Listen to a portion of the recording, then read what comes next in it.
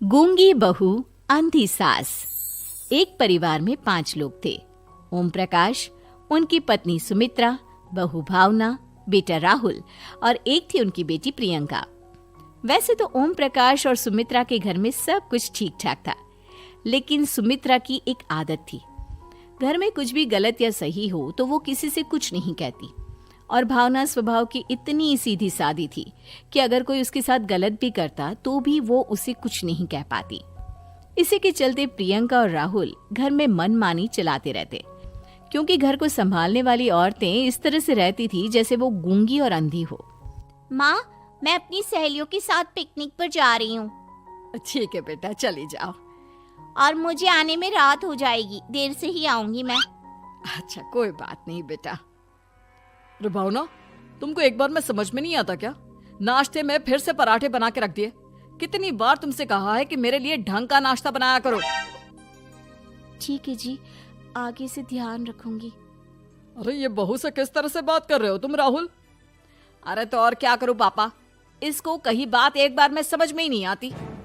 सुमित्रा, तुम अपने बेटे को समझाती क्यों नहीं? बहू से बात करने का ये क्या तरीका है? अरे जिसकी जैसी मर्जी आए करो, मुझे क्या। भावना बेटा, तुम भी तो कभी कुछ कहा करो। इस तरह क्यों सबकी बातें सुनती रहती हो? कोई बात नहीं पापा जी, सब ठीक है। रात को काफी देर तक प्रियंका घर नहीं आती, और जब वापस लौट कर आती है तो एक लड़की के साथ बाइक पर बैठकर। सुमित्रा और भावना दोनों ही प्रियंका को लड़की के साथ देख लेते हैं। आज तो जोर से डांट पड़ने वाली है, लेकिन मैं डर क्यों रही हूँ? माँ तो सब कुछ देखकर भी अंधी बनी रहती है। और रही बात भाभी की, वो किसी को कुछ नहीं बताने वाली। कहने को भगवान ने आवाज दी है, लेकिन गूंगी है गूंगी। अरे प्रियंका बेटा, इतनी रात को कॉलेज से लौट कर आ रही हो? कहाँ गई थी तुम? पापा, वो सहेली के घर पर थी, पढ़ाई करने के लिए रुक गई थी। अच्छा, ठीक है, जाओ अपने कमरे में जाओ और सो जाओ। सुमित्रा ने अपनी बेटी को एक लड़की के साथ इतनी रात को आते देखकर भी उससे कुछ नहीं कहा, और भावना ने भी इस बारे में किसी से कोई बात नहीं की। कुछ दिनों के बाद मामा जी का फोन आया था। उन्होंने प्रियंका के लिए कोई रिश्ता ढूंढा है। लड़के वाले उसे देखने आ रहे हैं। अरे मुझे नहीं करनी शादी वादी, किसी लड़की को बुलाने की कोई जरूरत नहीं है। ये तुम क्या कर रही हो प्रियंका बेटा? तुम्हारी शादी की उम्र हो चली है और तुम्हारे मामा जी ने बहुत अच्छा रिश्ता बताया है। पापा, अब जिद क्यों कर रहे हैं? और आप क्यों मेरी मर्जी के खिलाफ शादी कराना चाहते हैं? अरे माँ, इसको समझाइए ना। आपकी बेटी, आप तो बस चुपचाप सब कुछ होते हुए भी देखती रहती हैं। अरे तो क्या कहूँ, और मेरे कहने से क्या हो जाएगा? वैसे भी गलत क्या हो रहा है, सब कुछ सही तो है। भावना बहू, देखो तो प्रियंका हमारी बात नहीं समझेगी, लेकिन वो तुम्हारी हम उम्र है। क्या पता तुम्हारे कहने से उसे कुछ समझ में आ जाए। नहीं पापा जी, मेरे कहने से कुछ नहीं होगा। मैं प्रियंका को कैसे समझा सकती हूँ? वो ननद है मेरी, कहीं मेरी किसी बात का बुरा मान गई तो? सुमित्रा और भावना में से कोई भी प्रियंका को कुछ नहीं समझाता। इस बात से राहुल और ओम प्रकाश जी दोनों ही परेशान हो जाते हैं। और फिर जब लड़का प्रियंका को देखने के लिए आता है, मुझे आपकी बेटी बहुत पसंद है, मैं उसके साथ शादी करने के लिए तैयार हूँ। देखो, मुझे तुमसे शादी नहीं करनी, और ये बात जितनी जल्दी समझ में आ जाए अच्छा रहेगा। अरे तो फिर आप लोगों ने मुझे यहाँ बुलाया ही क्यों? माफ कर दो बेटा, वो हमारी बेटी जरा गुस्से में है, हम उसे समझाने की कोशिश करते हैं। हाँ, देखिए आप नाराज मत होइए, वो तो उसने बस ऐसे ही कह दिया होगा। अरे कोई ऐसे ही कुछ कहता है क्या? और ये आपकी पत्नी और माँ, ये दोनों इस तरह चुपचाप क्यों बैठे हैं, जैसे इस घर के मेंबर ही ना हो? आपके घर में सब कुछ ठीक तो है ना? अरे सब कुछ ठीक है बेटा। सुमित्रा, समझाओ ना अपनी बेटी को। अरे क्या समझाऊं, क्या होगा समझाने से? सब ठीक ही तो हो रहा है, गलत क्या हो रहा है? भावना, प्रियंका को अंदर लेकर जाओ और उससे समझाओ कि कितना अच्छा रिश्ता है। इतना अच्छा लड़का है, इस तरह से बिहेव ना करे। नहीं जी, मैं किसी से कुछ नहीं कह सकती जी। अरे अजीब परिवार है, मुझे तो यहाँ से निकलना पड़ेगा। इस तरह से तो आपकी बेटी की शादी किसी से नहीं हो सकती। जिसके घर की औरतें गूंगी और अंधी बनकर बैठ जाए, उस घर का कुछ नहीं हो सकता।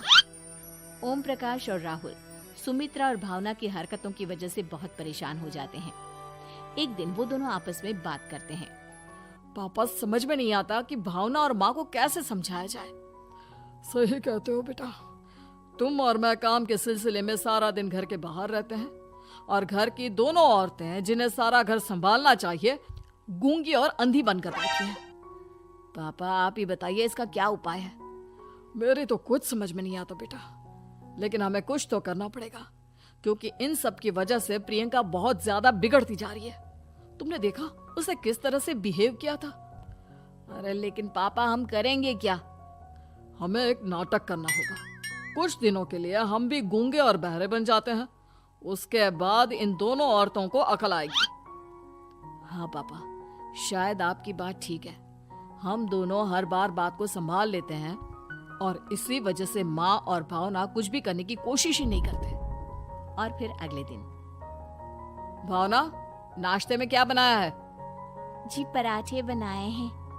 मेरे लिए पोहा बना दो। अच्छा जी ठीक है, अभी बना देती हूँ जी। बहू, नाश्ते में क्या बनाया है? पापा जी पराठे हैं और पोहे बन रहे हैं।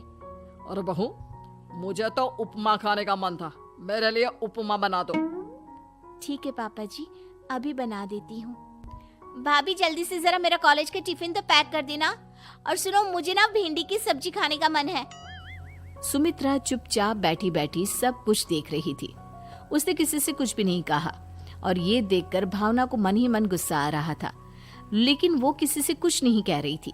उसे लग रहा था कि ओम प्रकाश जी जो हमेशा उसकी साइड लेते थे वो भी आज चुपचाप बैठे हुए थे। शाम के वक्त प्रियंका अपने बहुत सारे दोस्तों को लेकर घर आती है और उधर दूसरी तरफ से राहुल भी अपने ऑफिस के दोस्तों को लेकर घर आ जाता है। प्रियंका अपने कमरे में तेज म्यूजिक चलाकर डांस करती है और राहुल अपने दोस्तों के साथ बैठकर जोर जोर से हंस रहा था। प्रियंका और राहुल मिलकर पूरे घर को अस्त व्यस्त कर देते हैं, लेकिन भावना उनसे कोई शिकायत नहीं करती और सुमित्रा जी भी चुपचाप बैठी रहती है। लेकिन भावना और सुमित्रा के अंदर का गुस्सा धीरे धीरे बढ़ रहा था। फिर रात को ओम प्रकाश और राहुल एक दूसरे से बातें करते हैं। पापा, हमने इतना कुछ किया फिर भी भावना कुछ बोलती ही नहीं और माँ भी कुछ गलत करने से किसी को रोकती ही नहीं। तुम चिंता मत करो बेटा, इन दोनों के अंदर का गुस्सा भर रहा है और बहुत जल्दी बाहर आने वाला है। अगले दिन, अरे बहू, ये कपड़े धुले हैं या गंदे हैं? पापा जी कपड़े तो मैंने धोकर ही आपकी अलमारी में रखे थे। मुझे तो साफ नहीं लग रहे, एक बार और धो देना। प्रियंका, मैं सोच रहा था कि तुम्हें उस लड़के से शादी नहीं करनी है ना, मत करो। एक काम करो, वैसे भी क्या रखा है शादी वादी में, तुम्हें जो लड़का पसंद है उसके साथ जाकर कोर्ट मैरिज कर लो। इस बार ओम प्रकाश और राहुल की बात सुनकर भावना और सुमित्रा के अंदर का गुस्सा जाग उठता है। मैं किसी से कुछ कहती नहीं जी, इसका मतलब ये है कि आप लोग मुझे परेशान करते ही रहेंगे। कल 4 बार मुझसे नाश्ता बनवाया, आज पापा जी मुझसे धुले हुए कपड़ों को बार बार धुलवा रहे हैं। अरे मैं इंसान हूँ जी, कोई मशीन नहीं हूँ। तुम दोनों ने मिलकर इस घर की कैसी हालत बना दी है और अपनी बहन को भागकर शादी करने के लिए कह रहे हो। तुम भाई हो या दुश्मन? ओम प्रकाश और राहुल जोर जोर से हंसने लगते हैं। अरे इसमें हंसने की क्या बात है? हम लोग यहाँ इतने परेशान हो रहे हैं जी, तुम लोगों को ऐसी हरकत करने के बाद भी हंसी आ रही है। ये क्या कर रहे हैं जी आप दोनों? यही तो हम चाहते थे कि सुमित्रा तुम अंधी होकर ना बैठी रहो। घर में कुछ भी गलत हो तो उसे रोकने की कोशिश करो। और भावना, तुम अपने साथ हो रहे गलत व्यवहार पर भी कभी मुंह नहीं खोलती, ये सही बात नहीं है। मैं चाहता था कि तुम्हारी भी जुबान खुले, तुम गलत बात का विरोध करो। गूंगी बहू और अंधी सास की ये जोड़ी इस घर में अब नहीं चलेगी।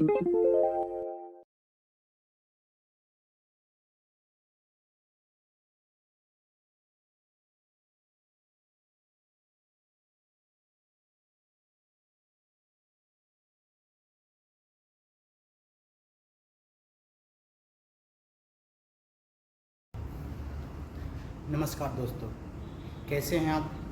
शुक्र करता हूँ बहुत अच्छे होंगे, हंसते मुस्कुराते होंगे। मैं पहली बार कार्टून वीडियो बना रहा हूँ आपके लिए, बहुत फेमस, बहुत मज़ेदार और कॉमेडी से भरा हुआ। देख करके लगेगा क्या बात है, क्या कार्टून वीडियो बना है। एक बार देखें, हमें लाइक करें, सब्सक्राइब करें और हमें फॉलो करके आगे बढ़ाने का मौका दें। धन्यवाद।